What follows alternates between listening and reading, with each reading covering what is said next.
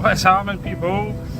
Well, what's happening with the Range Rovers, that's what's happening today. And you know the Range Rovers, they're built with the finest quality. They're really good. They're really good. But if you want cheaper parts for them, then phone up that Citroen dealer. You see that, man? So at least it's got Bosch fuel rail. And they must just have did the foamy bits, the Citroen guys. So nah, loads of Citroen, Ford, Peugeot, that's who builds these Range Rovers. So thanks for watching, guys, thanks for watching, hit that thumbs up. So, Range Sport, man, we've been fighting those injectors as well, make sure the seats a wee clean up on them. Fighting injectors, managed to get them out, get fuel rail to get off, get coolant pipes to get off, timing casing to get off. Oh, it's a lot involved, man, you forget what's involved in these buggers. So, thanks for watching, guys. This is a burst inlet manifold and a you can see all that crapness in there, look at all that jazz, man. Quality stuff, you can actually see the crack in it. So, thanks for watching, hit that thumbs up, hit that subscribe, and have a great day. That's better. Diesel power. It's only costing me maybe £30–40 per day in diesel. What can you do? What can you do when it's this bloody cold? You know when it starts running out, the plate starts going all dull and all that, so it shouldn't actually be flaming like that, so it'll all die down eventually. So that's probably why it's going through so much diesel, it's probably not working right. So thanks for watching, hit that subscribe, hit that thumbs up, make me feel a bit warmer today. Right, so we're into the Range Rover Sport inlet manifold. Sorry the head was a blank there, so we've got the timing case still to remove, still got the fan. We're going to get everything off in the top before we start removing that. This bloody pipe, man, so there's two of them.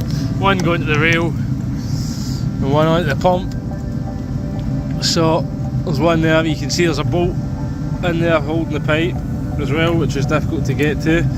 But this one, I'm trying to use this bracket to fight against, because I can't get a big spanner. You can't get a big spanner in there, you just can't. Even my smallest big one, Nielsen, just can't seem to get it in there, so we are fighting this bolt, this pipe at the minute. It's rather difficult. They always have these things. I mean, most of the time you need the body off these things to do anything on them. They're an absolute nightmare. Even when you take the body off, you can't get the turbos out of them. You can get the driver's one off. You can't get the passenger side one off without taking the jacking the engine up. So they're just absolute nightmares, these things. So, the Range Sport manifold. What's happening? So, Range Rover Sport manifold. Sorry, I'm out right next to the heater. You can actually just see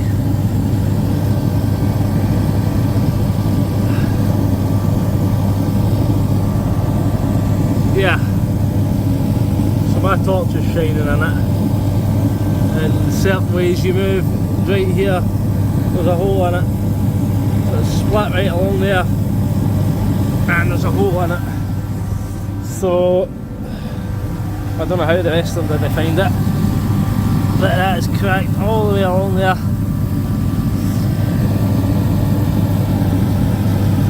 So it's actually split right all the way along. In certain ways you look at it, you can see the light shining through. So you can see we've got the EGR valve slackened off. That was a bit of a fight, and you've all seen that pipe as well at the back of the fuel pump, man. That was an absolute mission. So yeah, good fun. So obviously everybody knows it's incredibly cold. I turned it off because the toilet, which should be working now,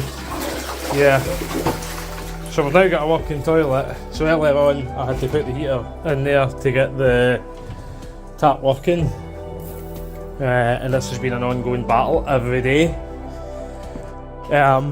So I'm walking away there and I could just hear a torrent of water rushing. So there we go. So thankfully not too bad.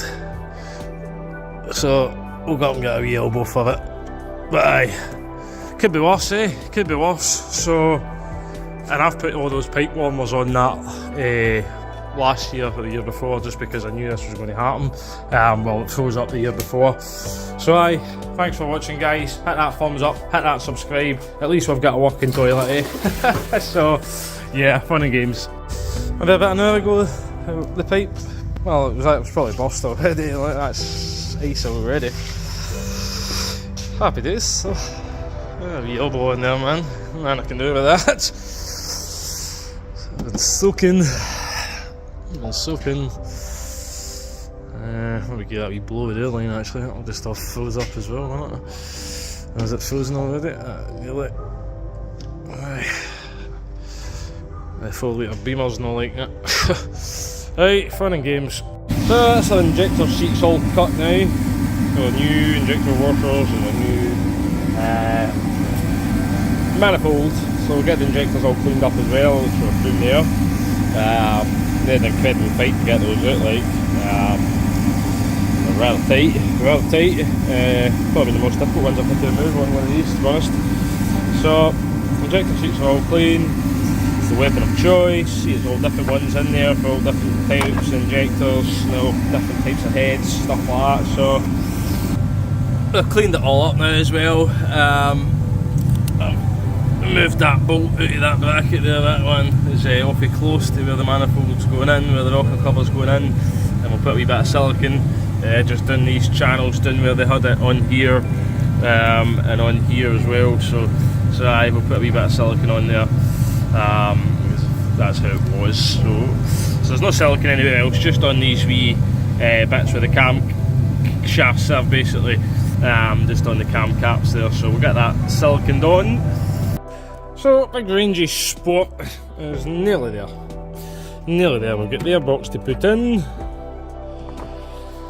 Airbox, pipe, trunking, is that on? Aye, I should put that bloody bolt in that pipe first. Pipe in, bolt in that pipe. Airbox. We'll leave as much of this out as we can. Put the 4-wheel drive controller in, just so we can run it and check everything, make sure there's no leaks. So aye, it's nearly there. It is nearly there. I'm not sure what time it is. I'm here on my own at the moment. So I've been cracking on. Aye. So we're a bit further behind than we wanted to be on it. We burst a pipe yesterday, so we spent all day defrosting the bathroom, and I was working away on this, and I just heard a torrent of waterfall, shall we say. And, you know, you're looking underneath the car, and what the hell's going on with that noise coming through? And lo and behold, it come from down here. Thankfully it's a bit warmer there. I've just turned the heater off there, so none of the cars are frozen up outside. Oh, and you can see the okie doke. What's happening there? So why is it just all of a sudden started again? That should be off down here. Okie doke. Right, that's a problem then. So, that's working. Okie doke, man, that's a problem. Why am I getting? I'm not sure why I'm still getting water, but aye, so as you can see, that happened yesterday. I don't know why it started running again. I just turned it off and obviously all the waterfall stopped. So yeah, man, fun and games in this cold day. So I did try and tell the car wash guys the other day that, you know, I've defrosted them for nothing probably, but I think they're still going, so happy days. So aye, nearly there with the Range Sport. So once we've done that, we'll clear all the faults on it, get it run, make sure everything's tickety boot, and then we'll change oil filter.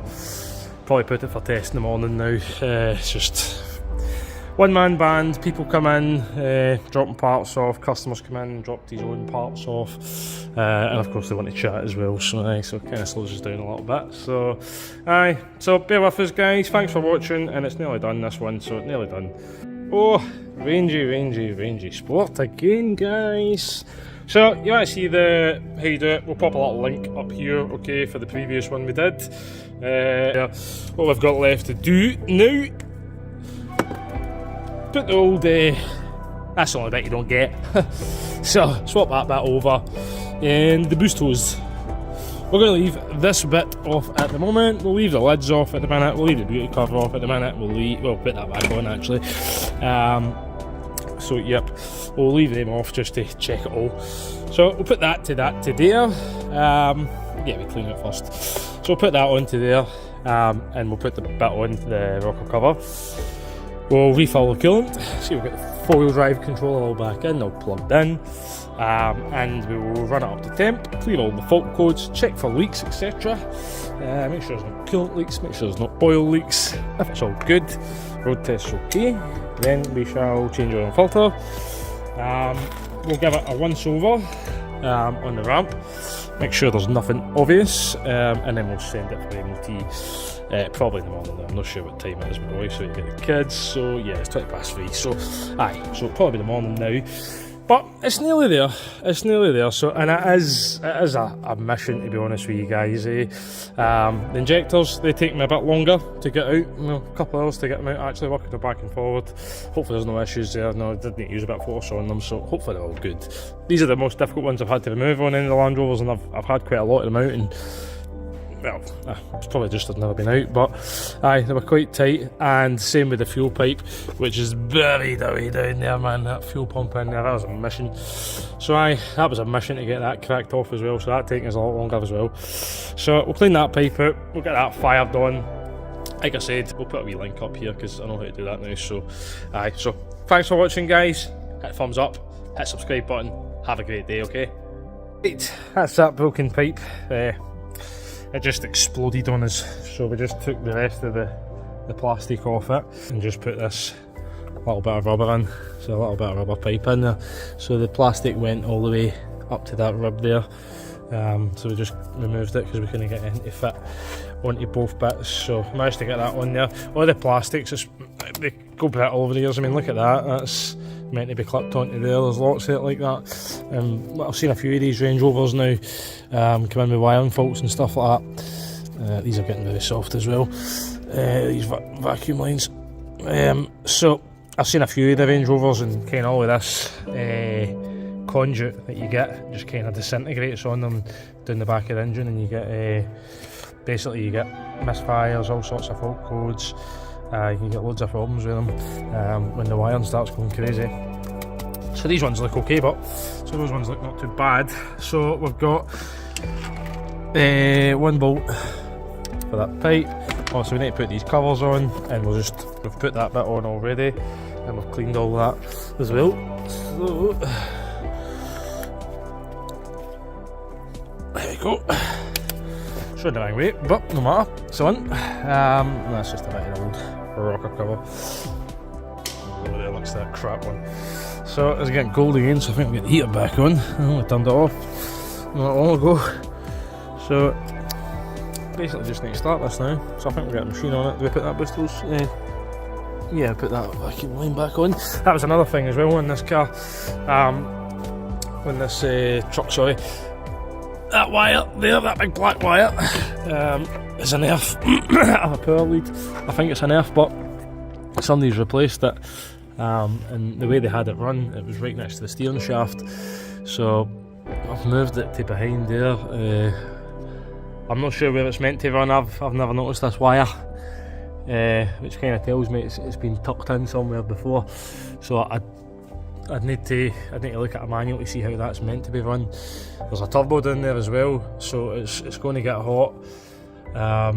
So I'll need to get a wee look at the wire, see if I can even see it from underneath, and if it is near the turbo, then I'll maybe need to pull it forward again out of the turbo. That's maybe why they had it down next to the steering shaft, but for me it's no ideal down next to the steering shaft. So we'll see if it's going to be okay there. So right, thanks for watching, guys. We'll get this, get the machine on it, and we'll get it fired up. Make sure everything's all tickety-boo on it. We'll get the coolant topped up actually as well. Need to do that. Loads of bleed screws on these. There's one here, one up on that big metal pipe that I've had to fight to get off. Obviously that's missing off it, so we can't put that back. And I know that's difficult to remove. I couldn't get that one out, so couldn't get that one out of there. So I just had to fight the pipe. So somebody's got that somewhere lying in their garage. So, yep, nearly there, nearly there. So we've got the finest quality diag machine on it. Got the big autel on it. You can see it's filled with all the details. We're not even in diagnostic, we've just turned the machine on. So we'll hit diagnostic. Yep, looks like Range Rover to me. Salsa. So 320, 306 TT, fuel diesel, catalysed diesel particulate. So it's got a cat and DPF, always good when they go bad. We'll go to auto scan, we'll do the full vehicle. We did charge the vehicle battery right up on this because we parked outside one day and it just failed to start. Just went back out to it, just click, click, click, click, click. So we put jump leads on it and it fired right up. We just took a battery out, just one of the batteries for there, and wee Bosch battery, wee petrol battery, and it fired it right up. So the battery's just getting a bit weak, I think, cold's affecting it.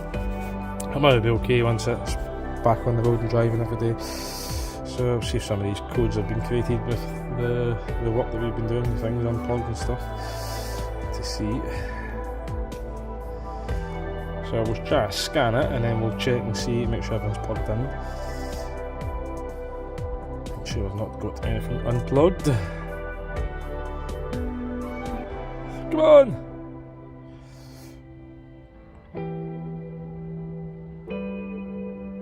Yeah, 100. There we go. So invalid data sent from speed control module, intermittent U code, turbo pressure, oil level, sensor circuit, engine oil temperature, intermittent. That's interesting, isn't it? So I don't think this is the engine oil level sensor is away down the driver's side of the block. It's near the sump. So we've not been at that. We've not touched that one. This was here. So those two, p1247, p006a. I've not seen the U code before, and I've not seen these engine oil temperature sensor circuits either. Yeah, that one's away down there. I'm not sure about the oil temp sensor. Everything seems plugged in. Everything seems plugged in that we've had, so we'll clear. Oh, no, cancel. Skip. Escape. Quick erase. See, yeah, let's take all those codes out. Fault codes and everything, it's Landrover, man. Driver's door module. Passenger's door's no opening sometimes. So it's probably in the latch there. Right, so all good in the hood there. Obviously we've had a load of fuel pipes off this injector's out it, so we'll see how she fires back up. Let me take a oil can it over. Let me take a little bit longer. Right.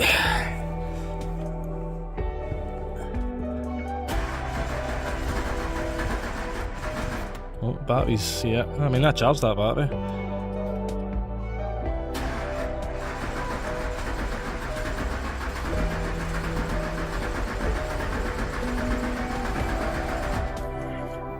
There you go.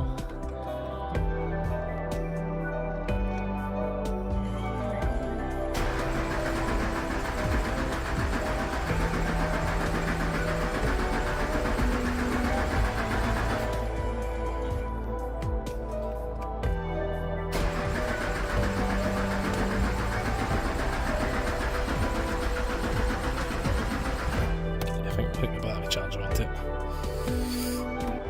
I'll see if any codes have come back.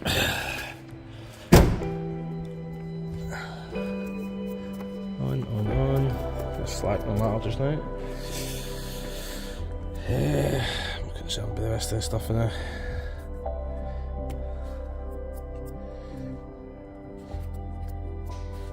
So at the minute there's nothing there. GYS flash on.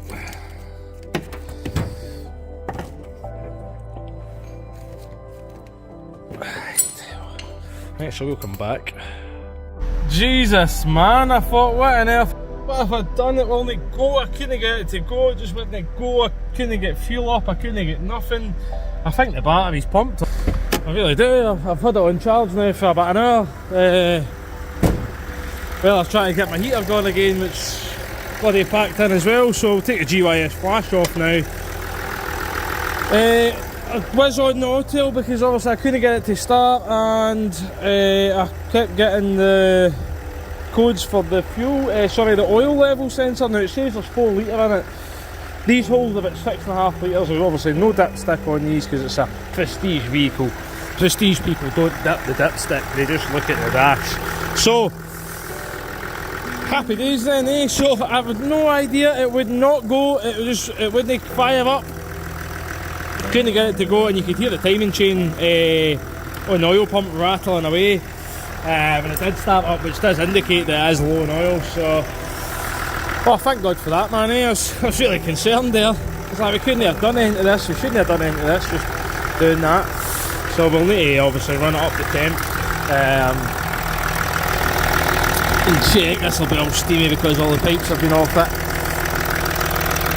You can just see a bit dirty there. Seems good. Nothing flying out it anyway. We'll let it come up to temp a minute or two. We'll let that come up to temp. So we'll let her come up to temp. I had given up there on this, to be honest with you. I had really thought this isn't just going to go, so I thought I'll reorganise the workshop then and I'll maybe crack on with Outlander. But in the time it's taken me to get all the cars out of here, I didn't put any cars out. I've barely not put any cars out the past couple of days, but this one was in another garage and they broke the key lock on it by accident. So one of the apprentices, I think, it was frozen. They just a bit overzealous. Maybe it was the weekend anyway. It's an old car, but so they broke the key, so they had a few issues. So I thought this is the only door as well on this one. It doesn't open for that side, so I thought we're going to get this bad boy in before it starts freezing over again. It started getting dark out, so it'll start getting cold really quickly. So, but by the time I've done all of that, checked it all, so obviously I was cranking it over and I wasn't getting any fuel up to the injectors.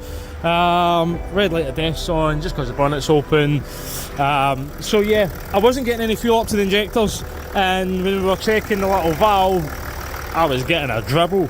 Now, Range Rovers, Land Rovers, sorry, we won't just condemn the Land Rovers, sorry, the Range Rovers, but Land Rovers, they really do not like diagonal machines on without battery chargers on. The batteries are very sensitive. They don't react well, these things, when these aren't right. So that's probably why we weren't getting fuel up. So yeah, thank God, man. Yeah, I was really getting a bit, ooh, what's happening here? So we'll get the coolant juice in it. We'll get some coolant in it. We'll run it up to temp. Like I say, obviously we'll get this battery lid off it because we were charging the battery. We'll get the beauty cover and the lid all to go in there. And there's a wee cover. Obviously we'll get the plastic shroud for the fan.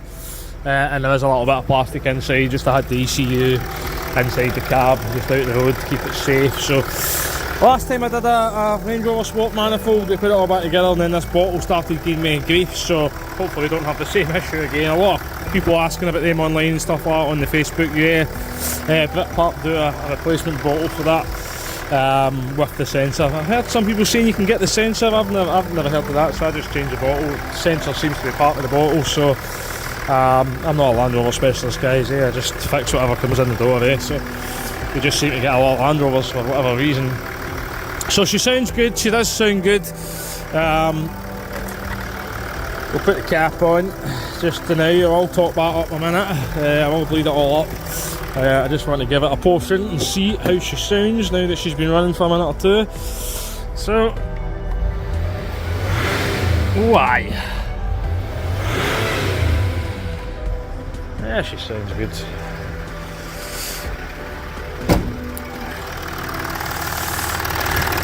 Nothing's blown off it. I'm going to check that pipe actually and see if that's a leak. Or I'd be surprised if it was running with a leak, to be honest with you. It's maybe just been me trying to get the fuel, see if the fuel's been coming up. Couldn't get any fuel up to it. Yeah, I think that's just been me. So I wasn't getting fuel up there. So obviously a lot better than that broken manifold that's lying down there on the floor, that's for sure, eh?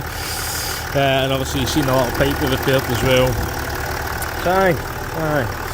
Right, now we'll get the coolant in it and we'll report back. We'll get it all give it a road test as well before we do anything. And you see I put that little plastic clip back in. Go in.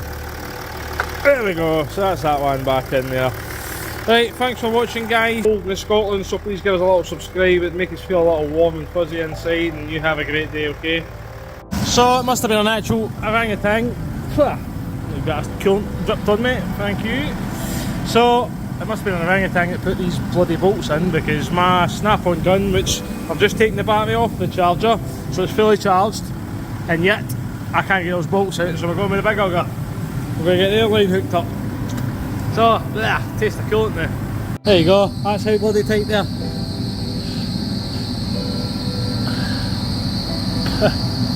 Jesus man, that is phenomenal.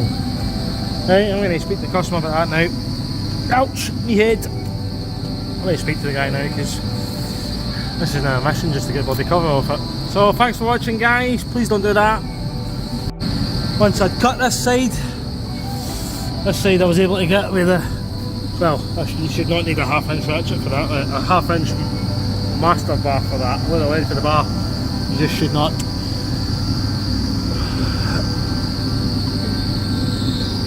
Right, so we'll get this for here now. So cut it, hammer and chisel, just sheared it off, nothing I can do. Absolutely nothing I can do. That has been put on phenomenally tight, still hot. So that was the whole point of welding it, was to try and get a bit of heat in it and well, something to grip onto, but it's wasn't happening. So Mr. Makita, God man, God. Right, so that's the oily filter all done. We're gonna clean down with the brake clean, just make sure there's no leaks in the sump plug.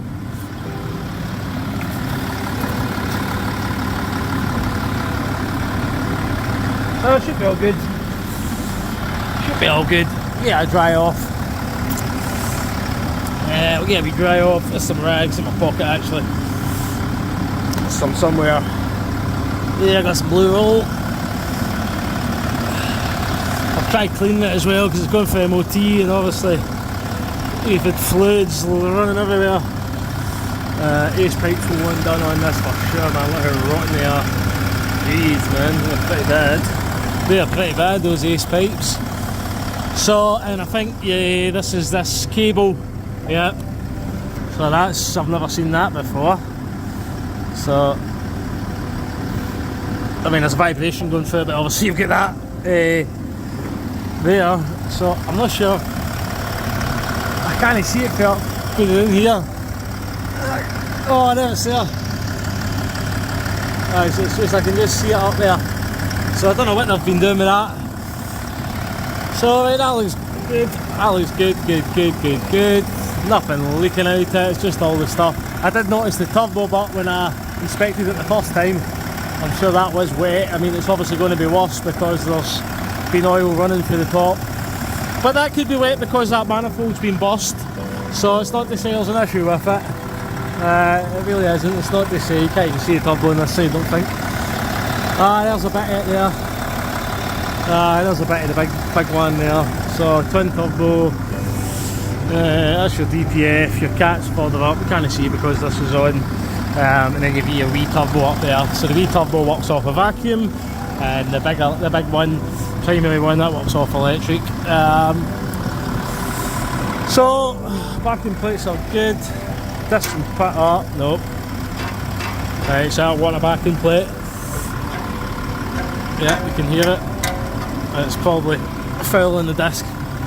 So, right, nothing flying out then. So the coolant that dripped there was just me bleeding.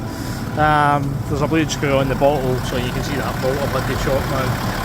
Is that all about? So I'll gear the ball, clean up my grease for the next guy because I'm a good guy, you know.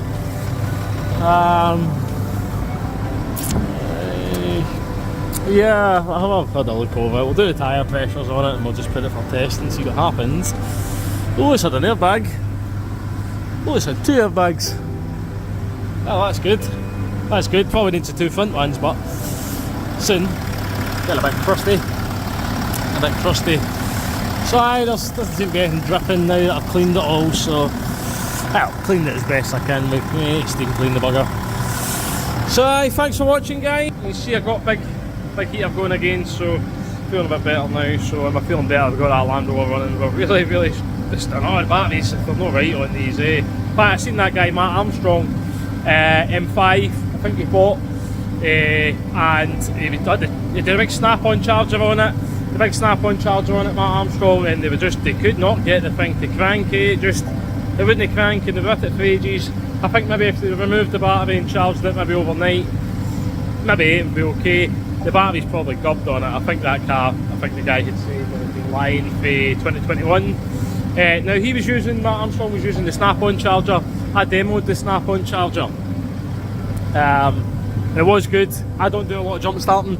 I'm not a big fan of jump starting cars. Sorry, you get a big whoa, big close up of me. I'm not a big fan of jump starting cars, I really am. You know, the older cars with the lead acid batteries, absolutely fine, no issues there. But these modern AGM batteries, so most of the things we stop starting stuff like all AGM, and they just don't like it. They don't. They've got to have a full charge in them. And it's not just looking at the 12 volts, it's looking at the state of charge and the health of the battery, the ECUs on the car, and if they're not happy, we do some funny things. Like this Land Rover obviously wasn't turning on the fuel pump in the boot, even though we had 12 volts in the battery and it was cranking the engine. I didn't hear the fuel pump, so, and as soon as I hooked up the wee Bosch, hooked up that little Bosch battery, you could then hear the fuel pump going. So I think the battery is probably wanting changed in this Land Rover. So the snap-on charger, it was okay, but like I say, it was good. Sorry, I just don't do a lot of jump starting, so for me, I just went for the GYS flash there. So you can see the old bushes for the Beamer. So that's for the bin now. So GYS flash for me. So thanks for watching, guys. This one, they can take an age, the Land Rovers, they really can, and you know, lots of interruptions in the garage. It's just me, myself, so phone's going. My wife's here most of the day, but she has to go and get the kids, so phone's going, people coming in, people want to talk to me as well, so I'm a good guy, who doesn't want to talk to me? So again, have a great day. Please subscribe as well if you've liked this video, and hit the thumbs up. We'll see you on the next one.